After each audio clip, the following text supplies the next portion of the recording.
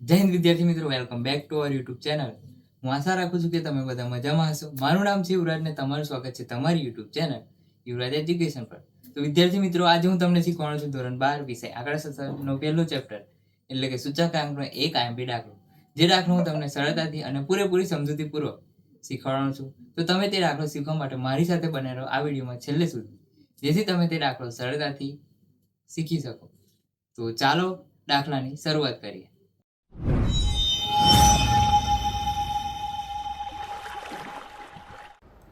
તો વિદ્યાર્થી મિત્રો, ફરી એકવાર સ્વાગત છે તમારું નવા દાખલામાં. તો ચાલો દાખલાની શરૂઆત આપણે રકમ વાંચીને કરીએ. તો 6 જુદી જુદી વસ્તુઓ અંગે નીચે આપેલ માહિતી પરથી વર્ષ 2015 માટે ફીસરનો સૂચકાંક ગણો. તો સૌપ્રથમ વસ્તુઓ છે ABCDEF અને એકમ આપેલ છે 2013નો જથ્થો એટલે ક્વોન્ટિટી 0 અને પ્રાઇસ 0, અને અહીંયા ક્વોન્ટિટી 0 અને પ્રાઇસ 0. તો અહીંયા જે કોષ્ટક છે તેમાં અમુક વસ્તુઓ યોગ્ય પ્રમાણમાં આપેલ નથી. જેમ કે અહીંયા વસ્તુ એ જે છે તેમાં અહીંયા ભાવ જે છે કિલોગ્રામ દીઠ નથી, તેથી તે ઘણી બધી ભૂલો છે. તો ચાલો આપણે તેને યોગ્ય રીતે ગણીએ. તો સૌપ્રથમ અહીંયા આગળ આધાર વર્ષ છે. આધાર વર્ષ બરાબર 2013 અને ચાલુ વર્ષ તો 2015 જ હોવાનું. અહીંયા હવે P0 બરાબર 2013નો ભાવ, Q0 બરાબર 2013નો જથ્થો. P0 Q0 તો હવે P1 બરાબર વર્ષ 2015નો ભાવ, અને અહીંયા Q1 એટલે કે 2015નો જથ્થો. તો અહીંયા જે ભાવમાં એકમ અને જથ્થાને યોગ્ય રીતે નથી, તેથી આપણે તેને યોગ્ય રીતે કરીએ. તો સૌ પ્રથમ વસ્તુ એ જેમાં ભાવ 20 કિલોગ્રામ છે અને રૂપિયા 600 છે. જે ભાવ 20 કિલોગ્રામ ને ભાવ 600 છે, તેથી તેનો ભાવ યોગ્ય નથી. તો તે માટે હવે આપણે કરીશું કિલોગ્રામ દીઠ ભાવ. તો વસ્તુ એ કિલોગ્રામ દીઠ ભાવ બરાબર 600 ભાગ્યા 20, જે આપણને અહીંયા 600 ભાગ્યા 20 કિલોગ્રામ દીઠ ભાવની રકમ કરવાની છે. તે 600 ભાગ્યા 20 બરાબર રૂપિયા 30 આપણને મળી જશે. ત્યારબાદ વસ્તુ બી છે,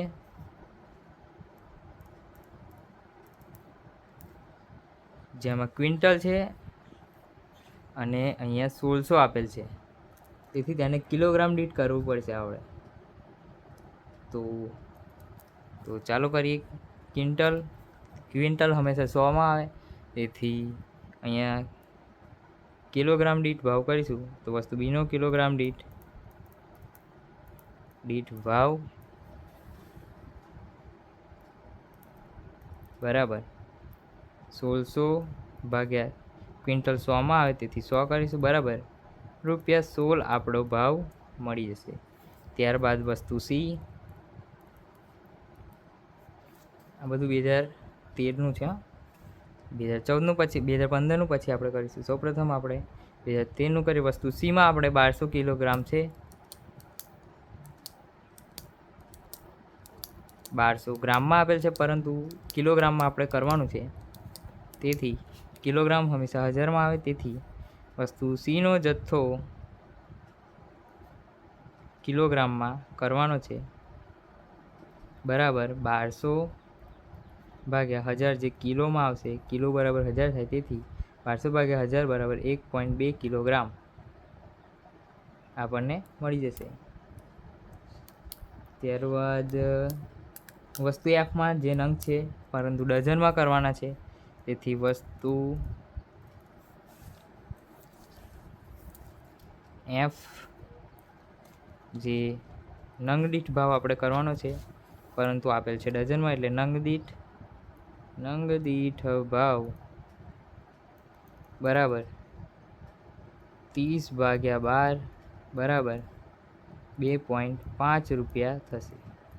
તો હવે 2013નું હતું, હવે 2015નું કરીએ.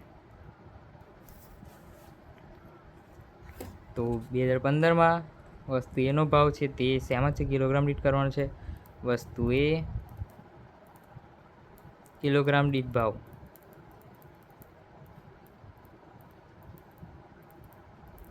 બરાબર 880 ભાગ્યા 20 કરીશું. 20 કિલોગ્રામ દીઠ ભાવ કરવાનો છે, તેથી ₹44 આપણને મળી જશે. ત્યારબાદ વસ્તુ બી નો ભાવ આપણે કિલોગ્રામ દીઠ કરવાનો છે.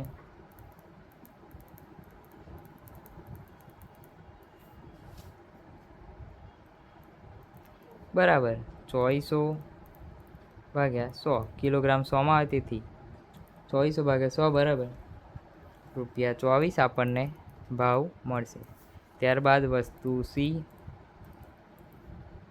જેમાં પણ ગ્રામમાં આપેલ છે તેને આપણે કિલોગ્રામમાં ફેરવવાનું છે.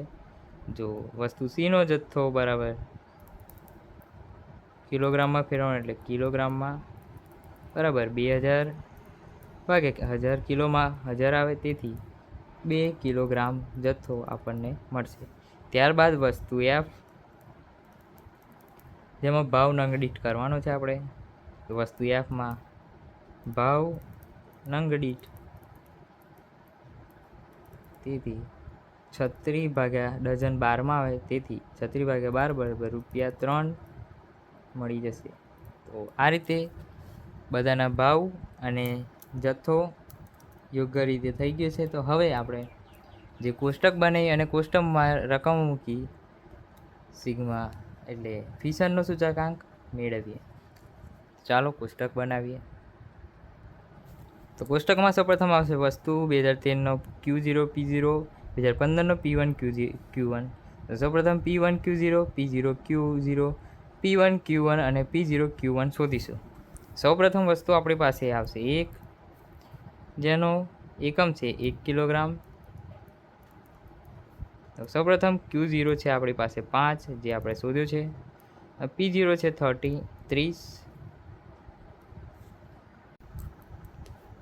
2015 માટે પ્રાઇસ 1 છે 44 અને Q1 જેની પ્રાઇસ છે 12, એટલે જથ્થો છે 12. તો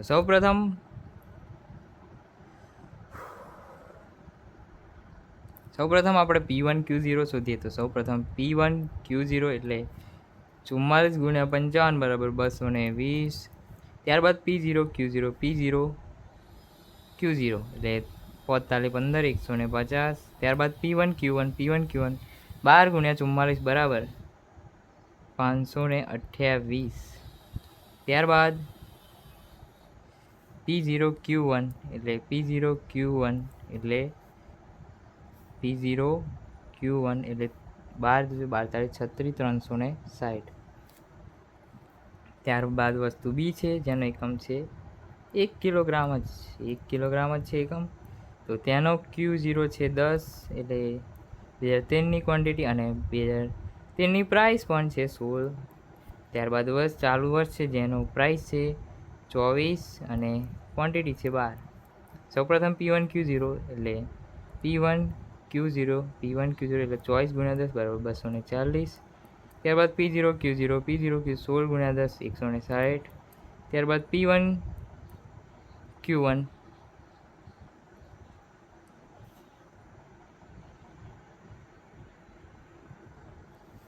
ત્યારબાદ છે P1 Q1 12 ગુણ્યા 24 બરાબર 288. ત્યારબાદ P0 Q1 એટલે 16 ગુણ્યા 12 બરાબર 192. ત્યારબાદ છે વસ્તુ સી, જેનો પણ એકમ છે 1 કિલોગ્રામ, જેની 2013ની ક્વોન્ટિટી છે 1.2, પ્રાઇસ છે 60. 2015ની પ્રાઇસ છે એની 75 અને ક્વોન્ટિટી છે 2. તો સૌપ્રથમ P1 Q0 મળશે આપણને 90. ત્યારબાદ P0 Q0 મળશે આપણને 72. ત્યારબાદ P1 Q1 મળશે આપણને 150. ત્યારબાદ જે છેલ્લું છે P0 Q1, જે આપણને મળશે 120. ત્યારબાદ વસ્તુ ડી છે, જેનો પણ એકમ છે 1 લિટર. Q0 છે 30 અને P0 છે 52. P1 છે 32 2015 માટે અને પ્રાઇસ છે ક્વોન્ટિટી છે 36. તો સૌપ્રથમ P1Q0 જે આપણે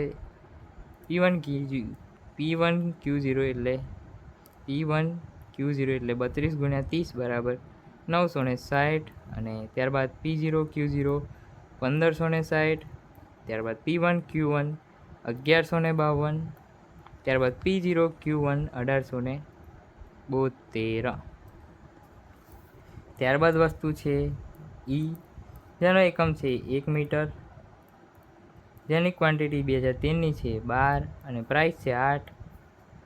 2015ની પ્રાઇસ છે 12 અને ક્વોન્ટિટી છે 20. તો P1Q0 એટલે 12 × 12 બરાબર 144. P0Q0 છે 96 થશે 96. P1Q1 થશે 240 અને છેલ્લું P0Q1 થશે 160. ત્યારબાદ આપણને છેલ્લી વસ્તુ છે F. એનો એક નંગ છે એકમ, તેની 2013ની ક્વોન્ટિટી છે 20, પ્રાઇસ છે એની 2.5, 2015ની પ્રાઇસ છે 3 અને ક્વોન્ટિટી છે 16. તો P1Q0 60 થશે, P0Q0 50 અને P1Q1 48 અને છેલ્લું જે છે P0Q1 એ થશે 40. તો આ બધું મળી ગયું. ચાલો અહીં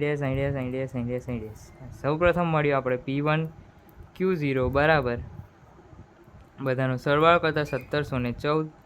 બીજું છે સિગ્મા P0Q0 બરાબર બધાનો સરવાળો કરતાં 2088. ત્યારબાદ P1Q1 એટલે સિગ્મા P1Q1 બરાબર બધાનો સરવાળો કરતાં 2406. ત્યારબાદ સિગ્મા P0Q1 બરાબર બધાનો સરવાળો કરતાં 2744 આપણને મળી જશે. તો ફિશરનો સૂચકાંક શોધવા માટેનું સૂત્ર છે ફિશરનો સૂચકાંક બરાબર સિગ્મા એટલે વર્ગમૂળમાં સિગ્મા P1Q0 છેદમાં સિગ્મા P0Q0 ગુણ્યા સિગ્મા P1Q1 છેદમાં સિગ્મા P0Q1 × 100 બરાબર આપણે તેની રકમ મૂકીએ. સૌપ્રથમ P1Q0 બરાબર 1714 છેદમાં P0Q0 2088 તેના ગુણ્યા સિગ્મા P1Q1 એટલે કે 2406 તેના છેદમાં સિગ્મા P0Q1 એટલે 2744 ગુણ્યા 100 બરાબર 1714 ગુણ્યા 2406 બરાબર 41,23,884 તેના છેદમાં 2088 ગુણ્યા 2744 બરાબર 57,29,472 ગુણ્યા 100 બરાબર વર્ગમૂળમાં 41,30,884 ભાગ્યા 57,29,472 ભાગાકાર કરતાં 0.7198 આપણને વર્ગમૂળમાં મળશે તેના ગુણ્યા 100 બરાબર. સૌપ્રથમ આપણે વર્ગમૂળમાંથી કાઢીશું તો 0.8484 મળશે, તેના ગુણ્યા 100 કરીશું તો આપણને 84.84 ફિશરનો સૂચકાંક IF ફિશરનો સૂચકાંક મળી જશે. તો અહીંયા દાખલો પૂરો થાય છે. મળીએ એકબીજા નવા દાખલામાં. ત્યાં સુધી જય હિન્દ, જય ભારત.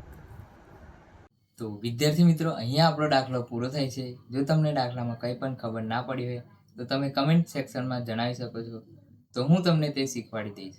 અને વિદ્યાર્થી મિત્રો, વિડીયો જો થોડો પણ સારો લાગ્યો હોય તો તમે કમેન્ટ સેક્શનમાં એક નાની એવી સારી કમેન્ટ કરતા જજો. અને આપણા આ વિડીયોને લાઇક, શેર અને આપણી યુટ્યુબ ચેનલ એટલે કે યુવરાજ એજ્યુકેશનને સબસ્ક્રાઈબ કરતા જજો. જય હિન્દ. મળીએ એક નવા વિડીયોમાં.